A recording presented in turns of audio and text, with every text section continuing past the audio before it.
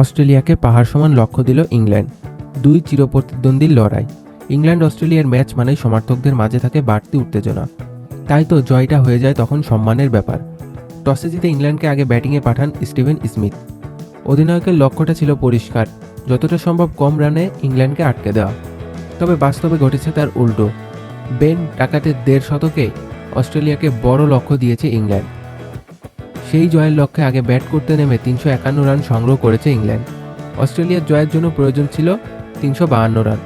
১৯% জয়ের সম্ভাবনা থাকা অস্ট্রেলিয়ার রান ৩০০ পেরিয়ে যাওয়ার পর সেটা হলো ৮৫%।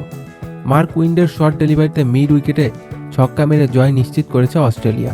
ইংল্যান্ডকে ৫ উইকেটে হারিয়েছে অস্ট্রেলিয়া। কাগজে কলমে পিছিয়ে থাকলেও মাঠের ক্রিকেটে ইংল্যান্ডকে উড়িয়ে চ্যাম্পিয়ন্স ট্রফির শুরুটা দারুণ করল অস্ট্রেলিয়া। আইসিসি টুর্নামেন্টে ইংল্যান্ডের বিপক্ষে অস্ট্রেলিয়া সবচেয়ে বেশি রান তাড়া করে জেতার রেকর্ড এটি। অপরদিকে সাউথ আফ্রিকার বিপক্ষে ম্যাচের আগে আফগানিস্তানের অধিনায়ক হাসমাতুল্লাহ শহীদ বলেছেন, আমাদের লক্ষ্যটা ফাইনাল জেতা।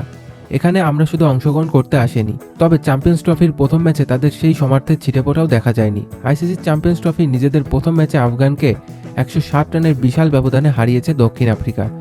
প্রথমবারের মতো এই আসর খেলতে আসা আফগানদের পাত্তা দেয়নি প্রোটিয়াররা। শুক্রবার ২১শে ফেব্রুয়ারি করাচি ন্যাশনাল স্টেডিয়ামে আগে আফগানদের বিপক্ষে ব্যাট করতে নেমে ৩১৫ রানের বিশাল সংগ্রহ দাঁড় করায় দক্ষিণ আফ্রিকা। সেই লক্ষ্য তারায় নেমে ২০৮ রানে অল আউট হয়েছে আফগানিস্তান। ফলে ১৬০ রানে হার নিয়ে মাঠ ছাড়তে হয়েছে তাদের। যা একটু লড়াই করেছেন রহমত শাহ, তিনি একাই খেলেছেন ৯০ রানের ইনিংস। বাকিদেরকেও ২০ রানের কোঠাও পার হতে পারেনি। ওয়ানডেতে টানা ৬ ম্যাচ হারার পর জয়ের স্বাদ পেল দক্ষিণ আফ্রিকা।